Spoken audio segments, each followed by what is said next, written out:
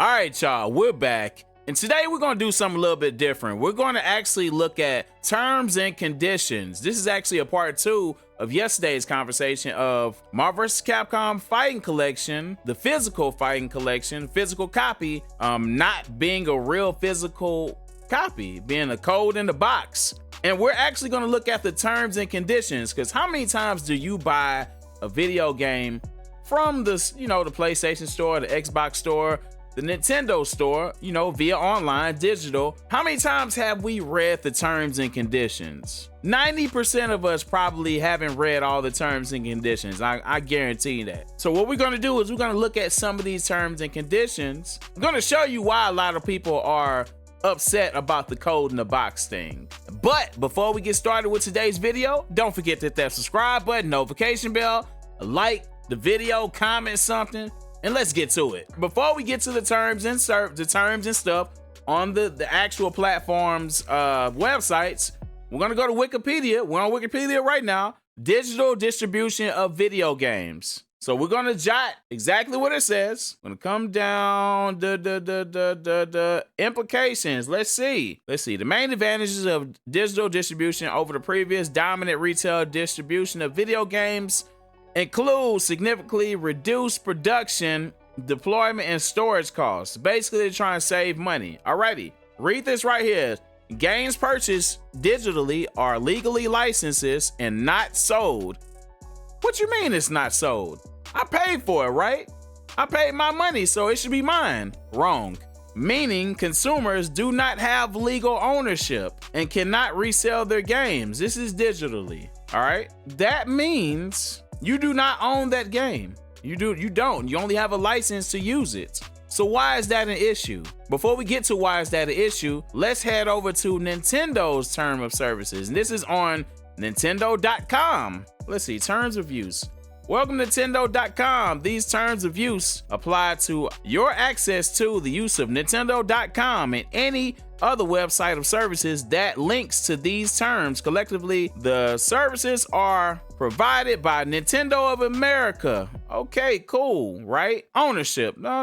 Let's see. Limited license. Here's one of the first terms. All right. Nintendo grants you limited, non-sub-licensable license to access and use the services for your personal use only. That sounds about fair.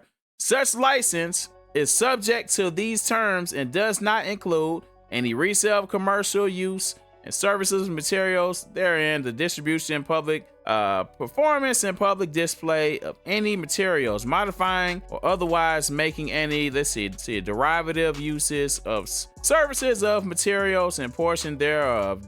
Downloading of any portions of these services. Sounds about fair, right? It's long, right?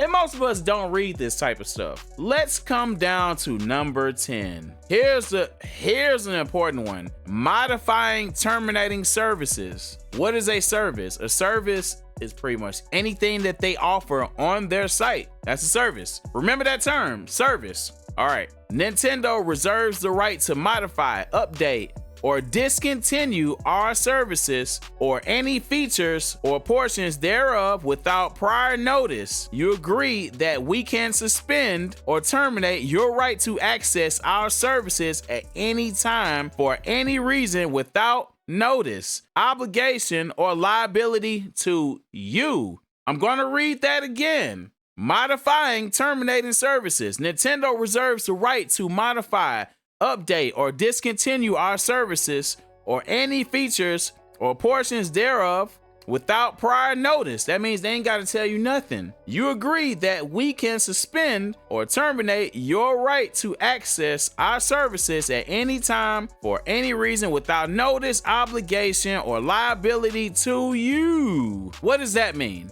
That means they ain't got to tell you nothing. Zero, zilch. Anything that you purchase digitally on their site, any partners they have, or such and so, they don't have to tell you why they took your game down, they changed it, they suspended it, or whatever. They don't have to tell you anything, because why? You do not own the game.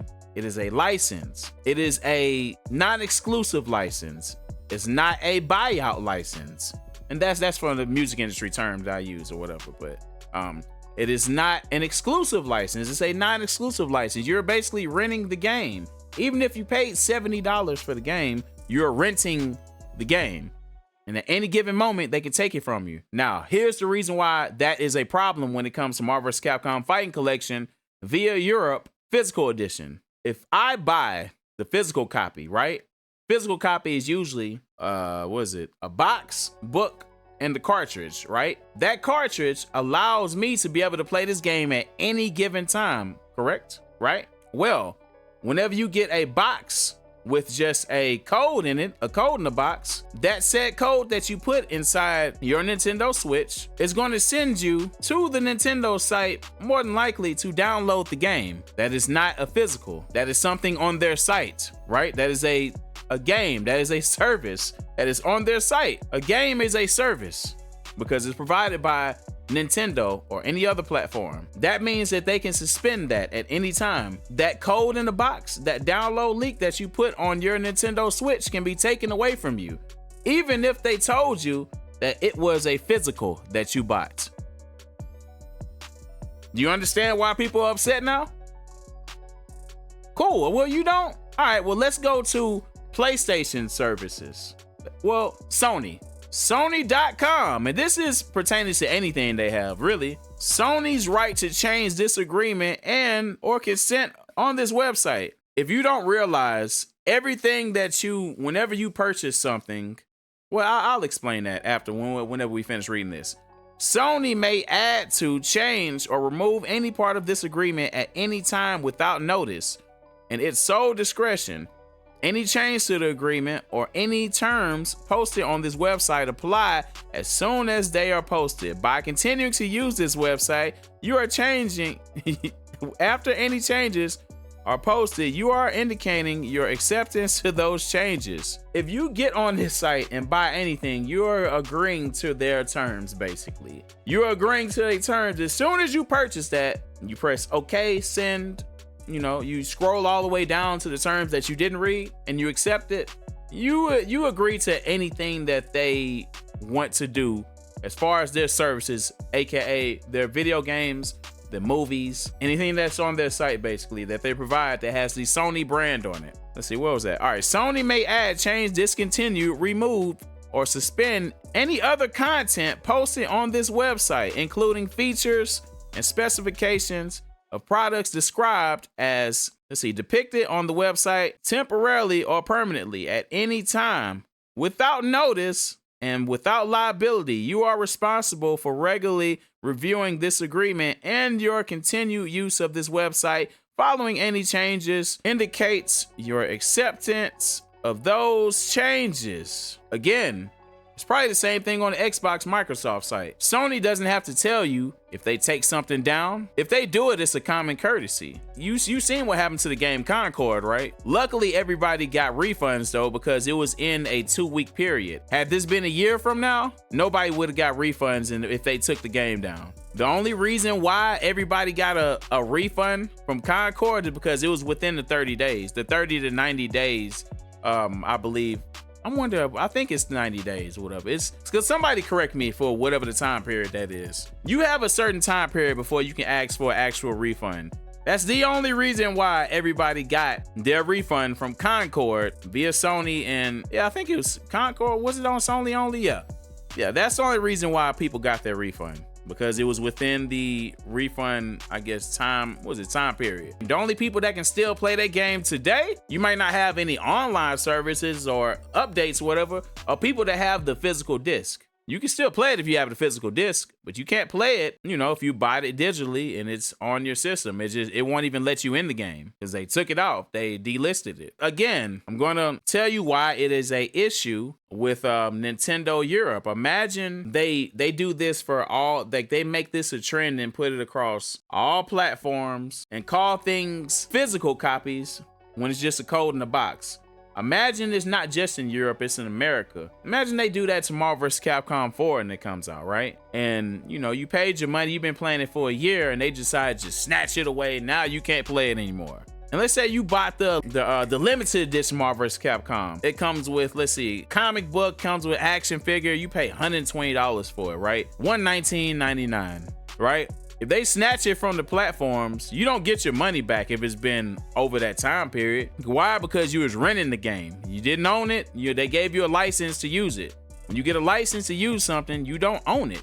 You're basically leasing the game. That's basically what everybody is doing right now for every game that's digital. We're leasing these games. Unless you have a physical copy that you can pop in and play it or whatever, take out, then yes, this is a lease. This is why it is problematic with what's going on in Europe with Nintendo. People are complaining for a reason. And I don't even think it's complaining. It's voicing their frustrations. Because a lot of these companies they're telling us things that isn't true. It is not true. That is not a physical copy. That is a digital download inside of a box on a piece of paper. Now imagine if we pre-ordered the physical copy of Marvel vs. Capcom Fighting Collection just for the comic book, and they give us a download link to read the comic book on your phone.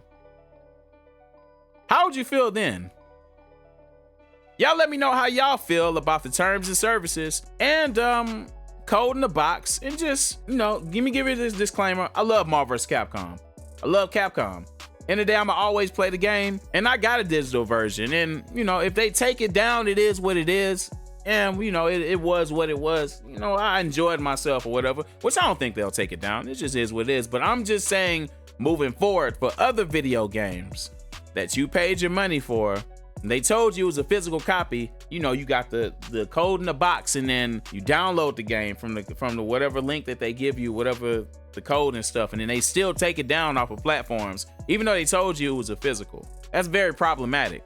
But let me know how y'all feel in the comments, man. You already know what to do, man. It's Architect Miss J with another video. If you haven't already, hit that subscribe button, notification bell, like, comment, share. Until next time, peace.